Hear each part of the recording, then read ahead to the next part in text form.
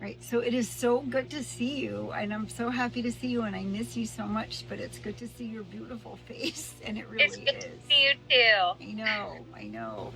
So can you take us back to the season of your life when you first reached out for coaching? Because when I met you, you were a yoga student, and then we kind of got to be friends, and then the pandemic happened, and you were coming over for yoga, Yeah. and I knew your mom. We ended up coaching. So where were you in your life then? So, I had been through a divorce and then was kind of in the midst of ending a very troubled and long ongoing relationship that was very off and on. And also, on top of that, I had taken a new step in my career that was so challenging for me. And I just felt really lost and unsure where my life was heading, and feeling that I needed support and strength to get me through the career I had taken on. Okay. And what was the hardest part? And I know this might be difficult to talk about, but the hard part for me when I left my marriage was that everything looked great on the outside, and there wasn't like, he wasn't, evil or a criminal or anything like that. It was just not right for us anymore to stay married for my journey. And so what was the hard part about that? And I know that you did this for yourself, to be authentically yourself, and for your kids. What was the hard part about that? And tell us a little bit about finding the courage to do that. So I felt that when all that happened, I kind of felt like I lost my purpose in life, because from being a child, my dream had been to have a family and the perfect life, Yes. the kid, and the marriage, and all the things. I've always wanted to be a mom and care for my family and my husband too. And I just it felt like such a failure. It felt like I lost my whole purpose in life, and I just really struggled to find, what does that look like going forward now, with how do I still have a sense of that and rebuild. Mm-hmm. So when we coached, do you remember what specifically helped, what turned things, what we did? Like as far as your beliefs go, as far as your identity goes, as far as clearing things. And we don't need to go into what we cleared, but just the process of it.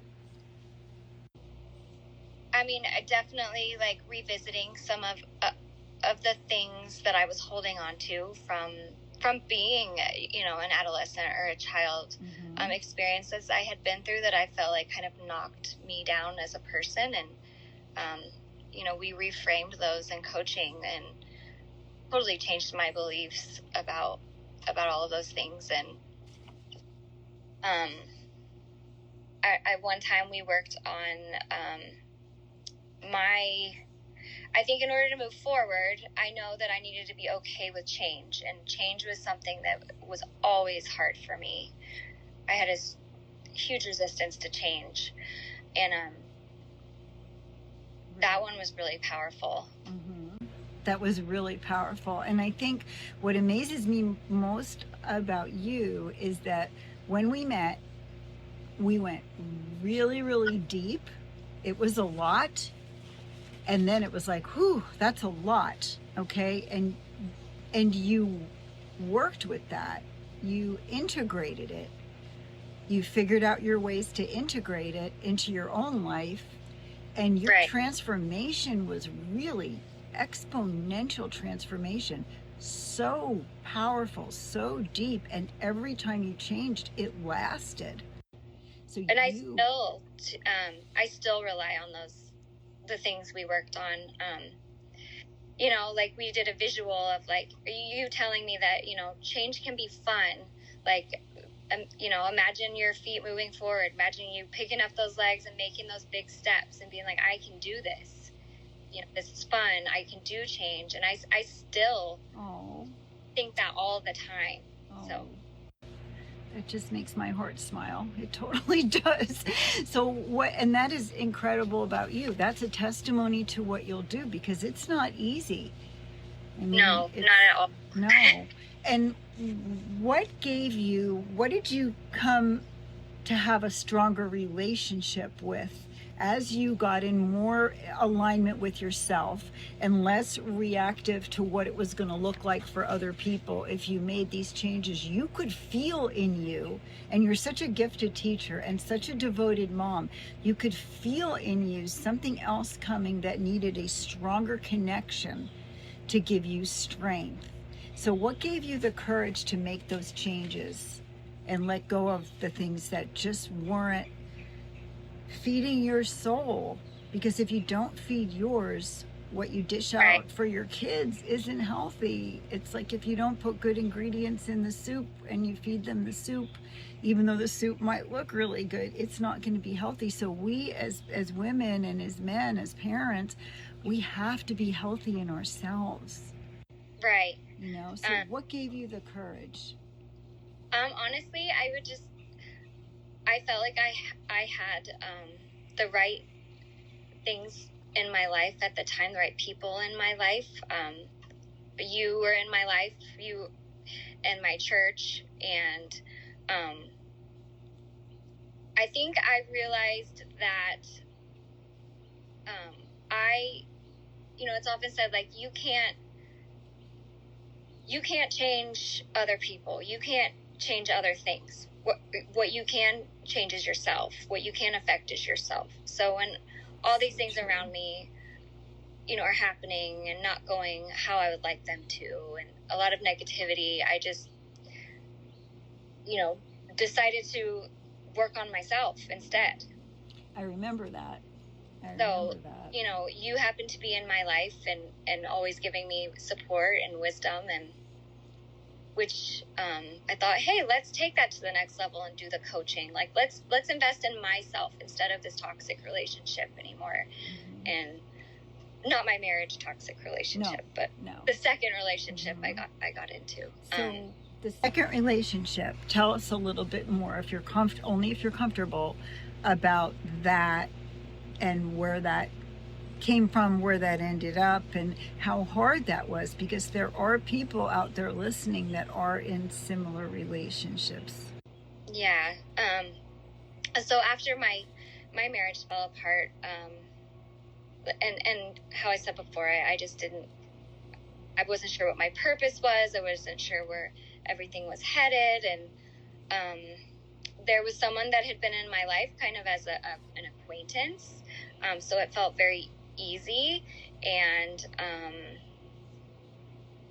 started seeing this person, and I think that, you know, looking back, there were red flags immediately, things in my gut that weren't right, but he made me feel good and beautiful, and, you know, was really good at, like, what they would say, the love bombing, was really good at that. So I kept hanging on and ignoring all those red flags and things. Looking back, I can't even believe I let myself, you know, go through or be treated that way. But I always gave this person chances. I was always disappointed, always hurt, but always hoping that it would change. Mm-hmm. He kind of gave me enough little breadcrumbs to always keep me hanging on. And right, because you're such a kind, compassionate person. Yeah, and he took advantage of that, I feel like. And some people do. Some people do. But what shifted in you where it almost, I just seem to remember it was painful, back and forth, really hard to let go 100%, like he would seep back in. people that tend towards narcissism, which I think he was, although I'm not sure, we throw that word around a lot right now, but Yeah. self-centered, or people that have those types of problems, that's what they do, and they're very charming normally. And so, Yes. and they figure out what exactly you needed, where you felt like you couldn't give it to yourself, like the Right. verbal affirmation, the divine feminine worship type thing, and then you started to realize that you could provide those things for yourself, actually. Right.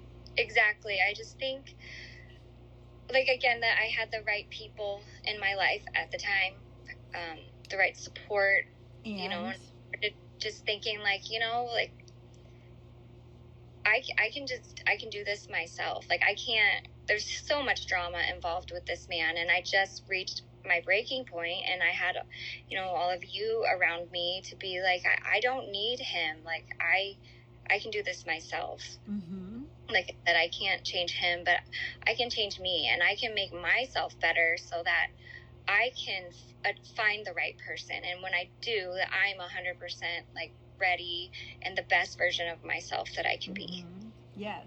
And we remember we felt this person coming. Remember?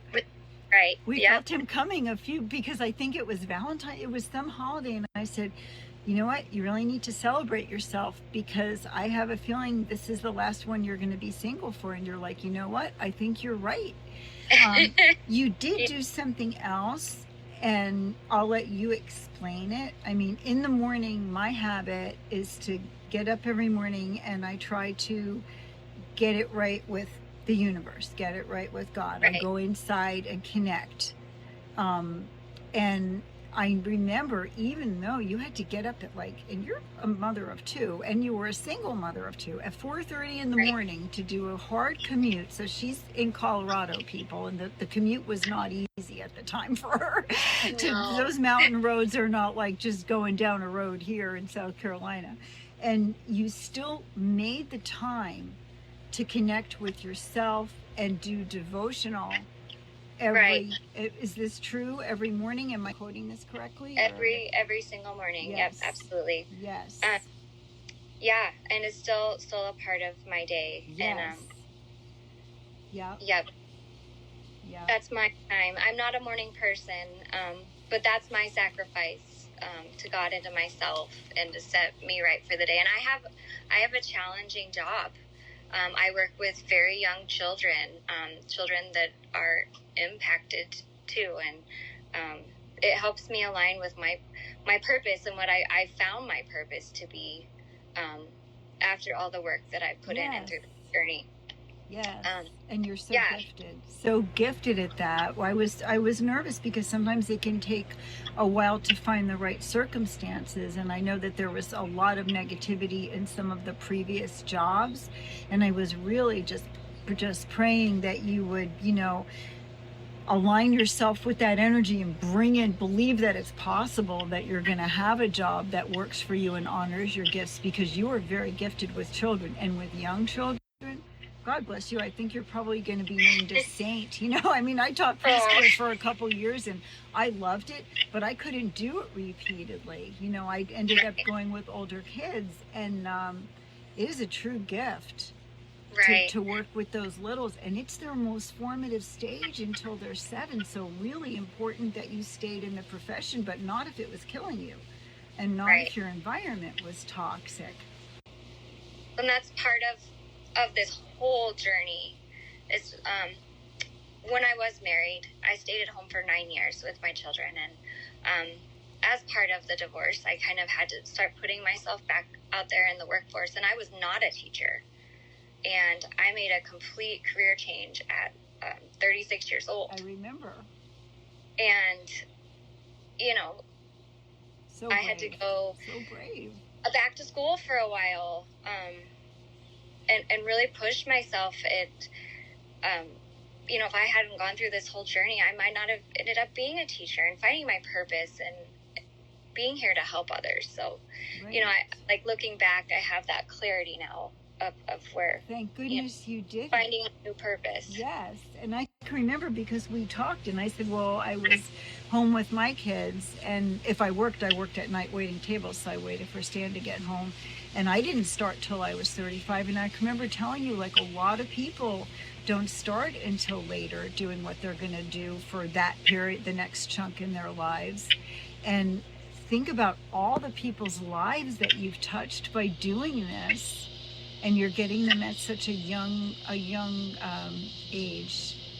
Right. So really, really brave. And it took a lot of work. And when you did get into the teaching, anybody who goes into teaching, anybody who goes into any career that doesn't automatically walk in, knowing that you're going to make six figures in a few years.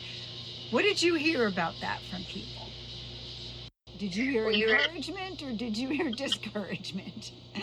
Like about going to teaching? I feel like both. I mean, there's definitely people that, people know how much that teachers put into it and how needed we are and how we do it because we love it. And so people, will encourage that way. But then there's also the realists who are like, gosh, well, you could make, McDonald's employees make $21 an hour now, you could do so many other things. Yeah.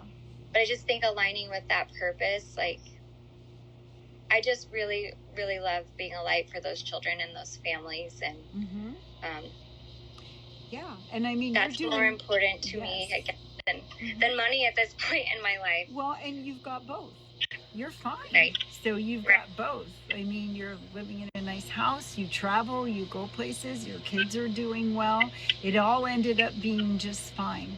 And sometimes the income doesn't always come from our job source. Sometimes the income comes from other sources, from unexpected sources. But when we take those steps in the right direction, the universe lines up and it says, hey, you're doing what you came here to do. I'm going to help you out. I think there's a line that says, my daughter just quoted it to me, God funds what he commissions. I think there's a line like that. And it's kind of like when you're called, it's going to be taken care of. And you will always be taken care of. You will always be taken care of. And you have been throughout this whole transformation. So when you look at your life now, how does life look and feel different for you now than it did, like your relationships and your career and your day-to-day happiness? I mean, you were just glowing. And you always glowed. You always had that inner glow. You're always beautiful. But there was just a lot going on for a couple of years there. So how could you explain, like, just how life is now? I'm just so grounded. I feel like I did ultimately find my purpose as a human. I'm still a mom. I love my children to death. I still do all the things in the same capacity I did when I was married. Still there for them. Sorry, hold on, I'm losing my train of thought. Will you repeat the question? Yes. Like, how does life look and feel different for you? I said it grounded. I think that I've finally become who I was meant to be. And I had to go through all of these things to become that person. And it was such incredibly hard work and focus and dedication. But God got me there in the end, and I can look backwards now and understand why I went through those challenging times. And I'm proud of myself. Yes. Yeah. And you're lighting the way for other people. And I think I texted you that about this interview. It's like, you are such a teacher. And some people come in and that's their thing, is to teach. Some people, it's other things. But for you, you light the way for others just by your presence. But your hardest battles, your deepest wounds become teaching points for people later on. You just don't know it when you're in the thick of going through that mucky stuff, you know? Right, absolutely. But just having faith that, and I remember you saying to me, I know that this is happening for a reason, but it hurts so bad. I know that this is happening for a reason, but I'm really ready for it to be over. And we've been there. and we'll be there again for other things. It's just the fact that you always had faith in the fact that it was happening for your greatest and highest expression. And here you are. I'm most proud of myself, I think, for the focus and the dedication that it took to pull me through. Yes. I tell this story a lot when I try and help others, but I've spoke about how crazy things felt around me that I couldn't control, other people, things going on that, I decided to put the work into myself because that's what I could control. And being a teacher, this was a few years back before I was in the relationship I'm in. And I think right before you were moving, or kind of maybe in that time frame. So I'm off for the summer, just got out for the summer. I have the whole summer off now, and I was just ready to start socializing. I had been in school for teaching. I had been, 12-hour days every day all school year, and was ready to get out there and start hanging out with people and doing things. And I just started getting this feeling. I kept having things just not work out correctly, where I'd make plans and they'd fall through, or friends that were always reliable or available were not available. And I just kept finding myself by myself often. And mm-hmm. I just kind of, I felt this voice from God telling me, you just need to be alone, be on your own, and block out everything else in the world and everything going on around you, and just focus on me and your children. And so I did. I spent the entire summer just kind of devoting myself to him, listening to my inner voice, listening to him, spending time alone. I went on hikes once a week all by myself. I didn't end up doing anything socially that whole summer. I kept, I wanted to start going out and meeting people and dating again, and I didn't, because I just thought I need to be on my own, mm-hmm. and just clear out all the junk and all the stuff, and just focus on myself and God and my kids. And I did. And that's one of the best things I've ever done in my whole life for myself. Yes.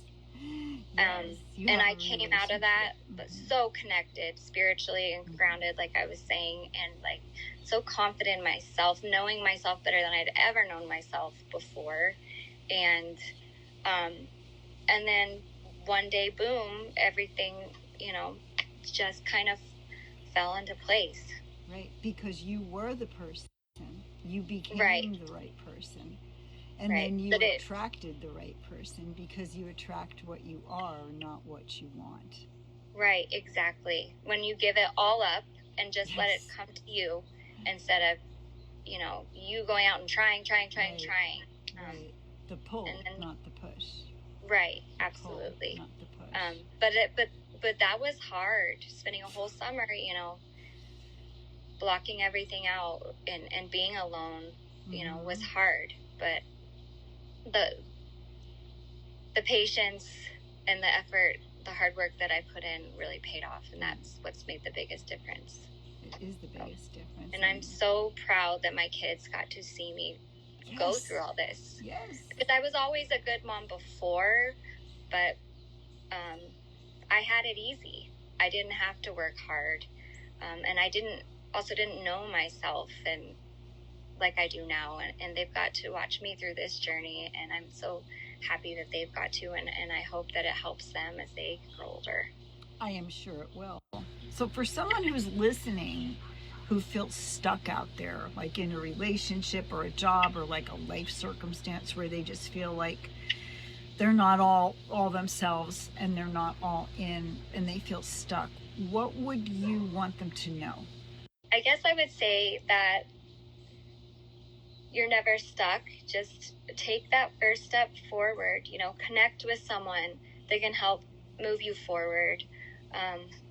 Connect with God, with the source, who you are, who you were your creator, who were you created to be, mm-hmm. Take those steps forward. Like we said with the change, the coaching we did with change, pick up those legs and then step them back down, keep going, So take one step. Yes. One step. Surround yourself with the right people. So I was so blessed to have you in my life. I was so blessed. The one thing I will say about my toxic relationship that I had after my divorce, I always try to find one positive thing of like how this negative thing, what's one positive thing I can take from it, because everything we go through shapes us as a person, and you can find a positive in everything. There's always a teaching. One positive that I take from that is that him and I started going to the church that I became such a big part of. So, lean on good people for support. Get help. Lean on faith, those things. Surround yourself with the right people. Really important. People that lift you up. Yes. People that feel good, that you feel good around. And it might not be the people that you did feel good around anymore. And that's kind of weird for a while. They sort of fall away as you get to be more and more aligned with yourself. Sometimes they'll stick and they'll make it through the transformation with you. Sometimes you're just not at that frequency anymore, and it just won't feel right. And that's the hard part, because we feel like, oh, friends forever, this forever, that forever. I mean, my forever is my relationship with God, my relationship with myself. I do believe it's also going to be my relationship with my husband, because we've evolved through a lot in 40 years, but it has not always been easy, and we stay in alignment with who we are. And it's because of that. It's because I never feel like he's trying to, or that I'm trying to do that to him, try to limit him. Right.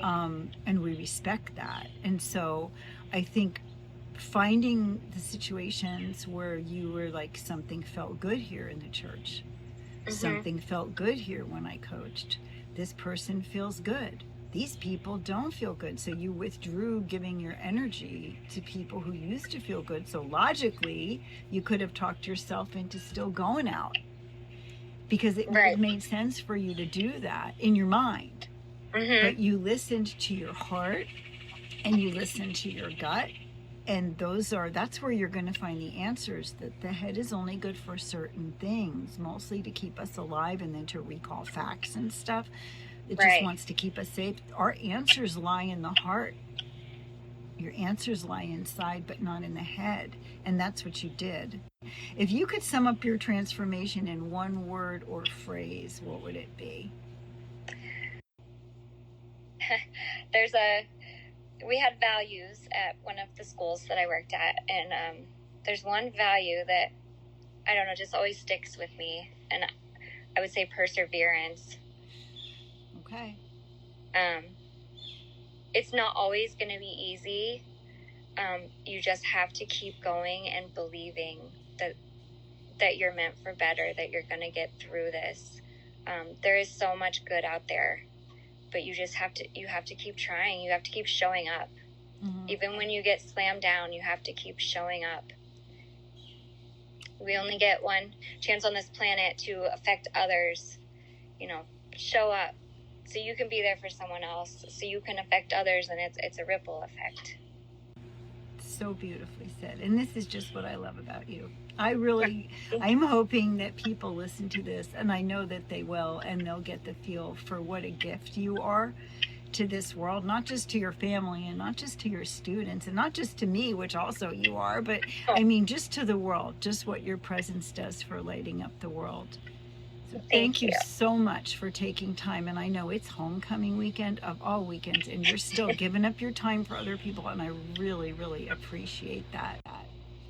Yes, of course. Thank you, Erin. Thank you for everything you do and for you being there for everyone as well. Thank you. It's my joy, and it's why I'm here. All right. I'll see you again soon. Take care. Sounds good. Bye-bye. Take care. Thank you so much for joining me today. If you like this episode, please let me know. Stop by at social media on Instagram or my Facebook page. Just count me in, and please leave a comment. If there's anybody that you think could benefit from this episode, please forward it to them. And I look forward to seeing you next time. We're all in this together.